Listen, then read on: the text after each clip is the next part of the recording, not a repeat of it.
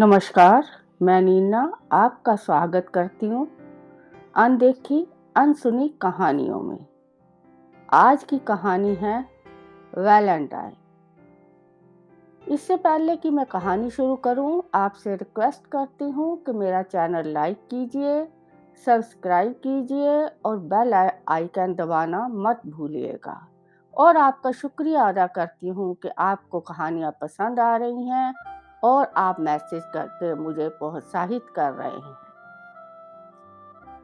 मैंने जल्दी-जल्दी red dress पहनी और हल्का सा मेकअप लगाकर घर से निकल पड़ी।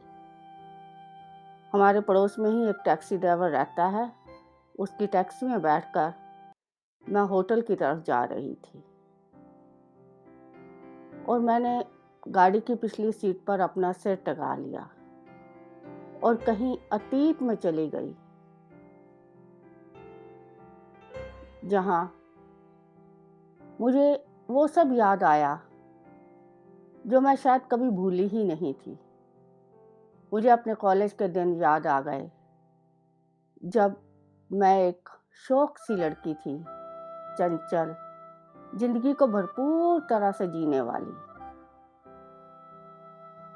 सुंदर तो मैं बचपन से ही थी, लेकिन अब कॉलेज में आते आते हल्का सा मेकअप भी मेरे पे खूब फबता था। कॉलेज के हर लड़के की निगाह मेरी तरफ ही होती थी और मुझसे बात करने के लिए वो तरसते थे, लेकिन मैं तो अपनी ही धुन में थी। पापा के पैसे का लोभ और अपने अमीर होने का घमंड, ये मेरे अंदर था। जिद्दी तो मैं बचपन से ही थी, लेकिन उन सब में एक लड़का अमित था, जो मुझे अक्सर चोर नजरों से देखता था, लेकिन उसने कभी मुझसे बात नहीं की।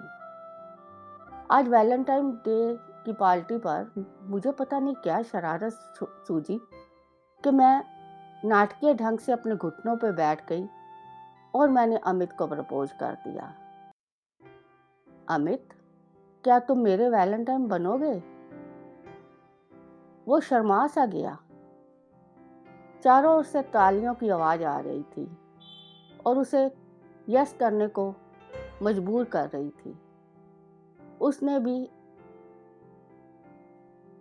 हंसते हुए आंखें नीचे किए किए मेरी तरफ अपना हाथ बढ़ा दिया। मैंने अपने हाथ से सोने की अंगूठी निकाली और उसके हाथ में पहना दी। उसने चांदी की अंगूठी अपने हाथ से निकाल ली और मेरी तरफ बढ़ा दी। मैंने अपनी उंगली उसकी तरफ की, जिसमें इशारा था कि तुम ही पहनाओ। उसने वो अंगूठी मेरी उंगली में पहना दी और मैं खुशी से उसके गले लग गई और उसके साथ डांस किया। पूरी रात हम मस्ती करते रहे और पार्टी मनाते रहे। अब तो पूरे कॉलेज में हम दोनों की ही बातें होती थी। हर कोई हमारी प्यार की बातें करता था। इसी तरह 3 साल बीत गए। लोग कहते, देखो कितनी अमीर लड़की है, और अमित जैसे मिडिल क्लास, जिसके पापा एक दुकान में सेलमैन हैं और साधारण से कपड़ों में रहने वाले लड़के को प्यार करती है। लेकिन कहते हैं ना, प्यार तो अंधा होता है। 3 साल बाद मैंने अमित से कहा कि अमित, चलो अब हम शादी कर लेते हैं। तो अमित ने कहा, नहीं, अभी मैं ऐसा करना नहीं चाहता और ये मेरे लिए संभव भी नहीं है। तुम्हें तो मालूम ही है, मैं एक साधारण परिवार से हूँ और मेरी 2 छोटी बहनें हैं जिनकी मैंने शादी करनी है। उसके बाद ही मैं कुछ बनने के बाद तुम्हारे स्टेटस का हो जाऊं, तभी तो मैं तुम्हारे पापा से तुम्हारा हाथ मांग सकूंगा। बड़े प्यार से उसने उस दिन मुझे समझाया और मैं भी उसकी बात को मानकर अपने घर आ गई। पेपरों के बाद हमारा रिजल्ट आया, जिसमें उसने हमेशा की तरह पूरे कॉलेज में टॉप किया था। वो तो पढ़ने में अच्छा था ही, मैं भी कम नहीं थी। मैं भी अच्छे नंबरों से पास हुई थी। इसके बाद तो मेरे घर में रिश्ते आने लग गए। पापा कुछ फोटोएं देकर एक दिन मुझसे बोले कि इनमें से कोई लड़का चूज कर लो। ये सब हमारे स्टेटस के हैं, इनसे मैं तुम्हारी शादी करना चाहता हूँ। जो लड़का तुम्हें पसंद हो बता देना। मैं भागकर अपने कमरे में गई और रोने लगी। मैंने धीरे से माँ के पास जाकर कहा कि माँ, मुझे एक लड़का पसंद है जिसका नाम अमित है। सारी बात पापा और माँ ने बड़े ध्यान से सुनी और इसके बाद पापा बोले, नहीं, ऐसा संभव नहीं हो सकता। वो हमारे स्टेटस का नहीं है। उसके पिता एक सेलमैन है। उनका हमसे स्टैंडर्ड नहीं मिलता है। तुम्हें जो मैंने कहा है वही होगा। यही मेरा आखिरी हुक्म है। मैं रोते हुए अपने कमरे में गई। जिद्दी तो मैं बड़ी थी, मेरा मन विरोध कर उठा। रात को मैंने चुपके से अपना एक अटैची पैक किया और रात के अंधेरे में बंगले से चौकीदार की आंखें बजाते हुए बाहर आ गई। अंधेरी सुनसान सड़क थी। डरते डरते मैंने एक टैक्सी बुलाई और उसमें बैठकर अमित के घर की तरफ चल पड़ी, जो कि एक साधारण से मध्यवर्ती इलाके में रहता था। उसके घर के सामने जाकर मैं ठिठक गई और मैंने सोचा, कॉल बेल बजाऊं या नॉक करूं। मैंने धीरे धीरे 2-3 बार नॉक किया तो अमित आंखें मलता हुआ बाहर आया। मुझे देखकर उसने अचंभित होते हुए कहा, मधु, तुम यहाँ इस समय? और मेरा टैची देखकर वो समझ गया और तुरंत ही गुस्से में लाल चेहरा कर बोला, बेवकूफ हो क्या? ये सब तुमने क्या किया और तुमने कैसे सोच लिया कि इसमें मैं तुम्हारा साथ दूंगा? तुम अपने माँ बाप के साथ साथ मेरे परिवार को भी मरवाओगी। वो कैसे जी सकेंगे सब लोग? मेरी बहनों से शादी कौन करेगा? और उसका ये गुस्सा, उसका ये रूप देख के मैं तो सुन्न हो गई। मेरे पाँव जमीन से ही जैसे लग गए। मैं थर थर कांपने लगी। मुझे होश नहीं रहा कि कब वो मुझे खींचता हुआ मेरे बंगले में कैसे लाया, मुझे नहीं पता। बंगले के सामने खड़े होकर उसने कहा कि अभी सुबह होने में समय है, जाओ अपने घर, अपने माँ बाप की इज्जत का ध्यान रखो। मैं तुमसे प्यार करता हूँ, तुम मुझसे करती हो। हमारा प्यार सच्चा है और हम हमेशा एक दूसरे के साथ ही रहेंगे। इतना कहकर वो चला गया और मैं गुस्से और जिद में भरी हुई अपने घर आ गई। अगले दिन सुबह मैंने अपने पापा को शादी के लिए हाँ कह दिया, एक लड़का चुनकर। मेरी शादी उनके स्टेटस के हिसाब से हो तो गई, लेकिन वो लड़का बहुत लालची था, अय्याश था और उनके यहाँ हमेशा जैसे अमीरों के पार्टियां होती रहती थी। जबरदस्ती मुझे लेके जाता था और आप तो समझते ही हो उनकी पार्टियां कैसी होती हैं। वो सब मैं नहीं सह सकती थी। किसी तरह 1 साल बीत गया। अब एक छोटी नन्ही मुन्नी कली मेरी गोद में आ चुकी थी, लेकिन वो अपनी आदतों से बाज नहीं आया। अब तो कभी कभी मेरे पे हाथ भी उठा देता था जब मैं मना करती थी किसी पार्टी में जाने के लिए अपनी बच्ची के कारण। धीरे धीरे उसके साथ रहना बहुत मुश्किल हो गया था। मेरे पापा से हमेशा डिमांड करता रहता था। जब उसकी डिमांड पूरी ना होती तो उसने कोई नया रास्ता ढूंढा, किसी और अमीर लड़की को फंसाने का, और मुझे तलाक दे दिया और मैं वापस अपने माँ बाप के घर आ गई अपनी बेटी के साथ।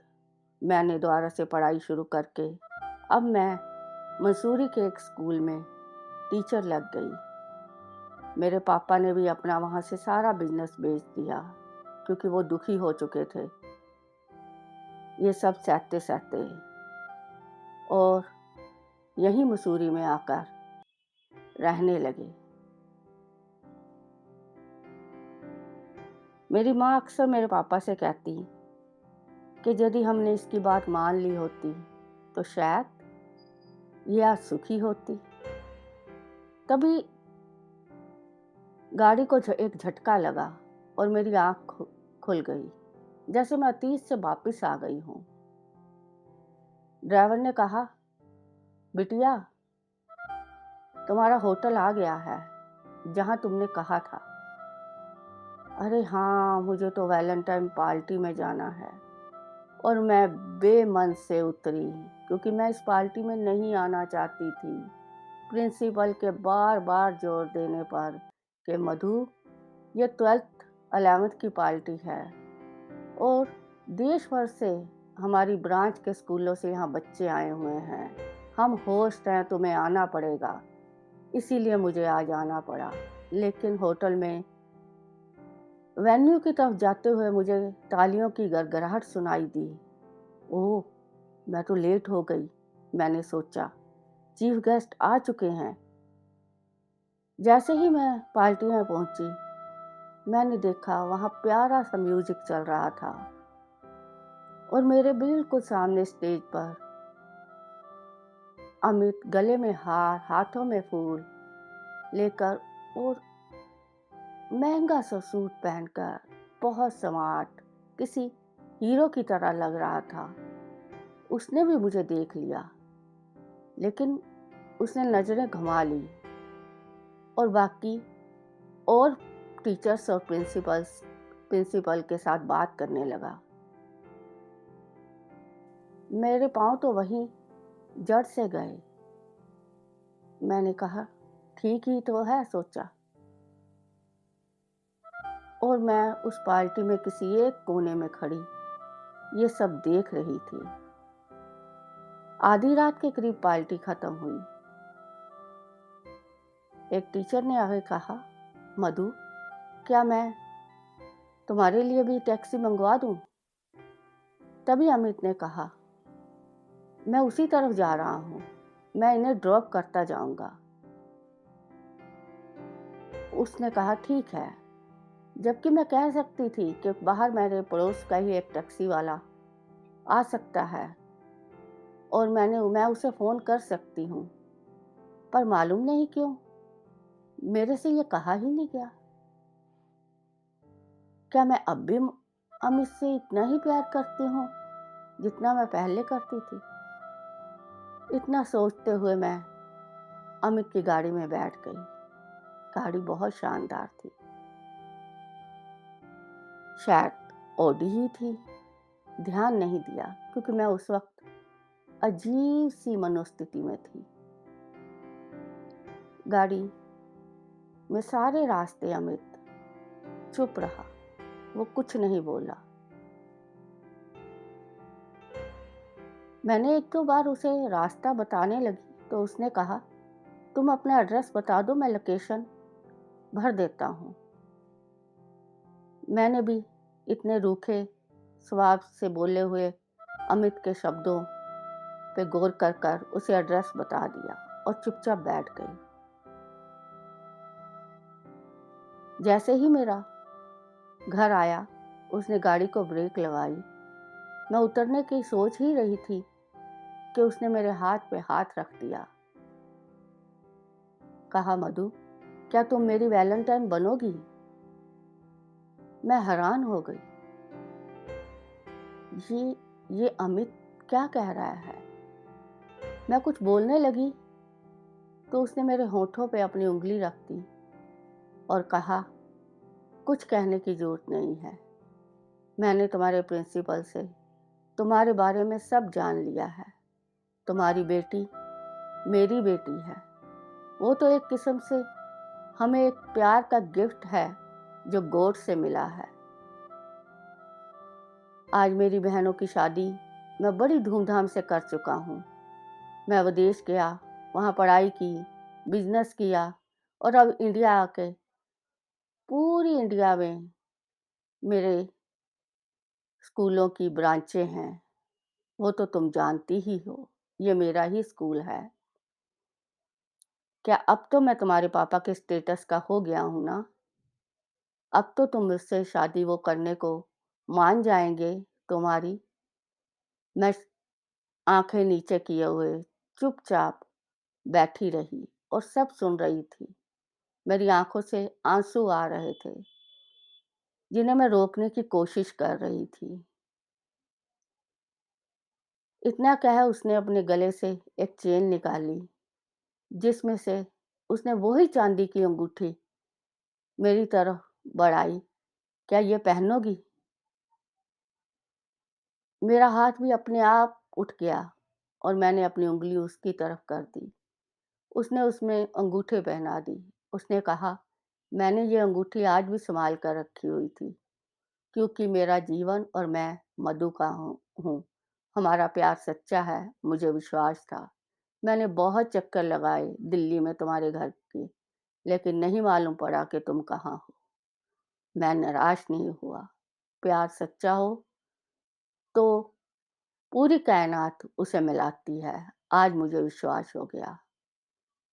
अमित के साथ-साथ मैंने भी ये विश्वास कर लिया और अपने खुशी के आँसू बहने दिए। नमस्कार। आपको ये कहानी कैसी लगी? आप मुझे कमेंट्स कर ज़रूर बताइएगा और यदि आपको ये कहानी अच्छी लगे, इसे शेयर कीजिएगा, लाइक कीजिएगा, सब्सक्राइब कीजिएगा और बेल आइकन दबाना मत भूलिएगा। नमस्कार।